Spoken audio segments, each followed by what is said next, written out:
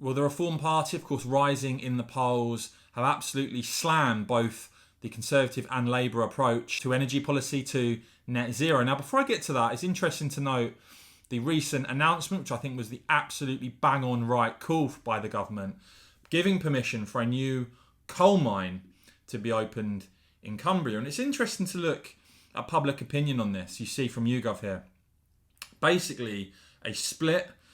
A third of the country think that's the right call, a third of the country say it's the wrong call, and a third don't know. But I just thought it was interesting to note there the difference from Leavers and Remainers. So you see 52% of Leavers think the government giving permission for a new coal mine to be opened was the right call, versus only 23% of Remainers. Remember, in the context, of course, I did touch upon this in an earlier video today.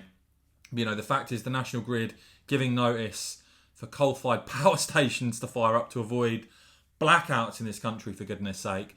Reform launching, and I know a lot of you are increasingly supporting Reform launching another attack on the government, on energy policy, on net zero. Saying net zero isn't working, it has made the energy crisis worse, that a huge number of jobs have already gone overseas. You see the number of people employed in offshore oil and gas has collapsed.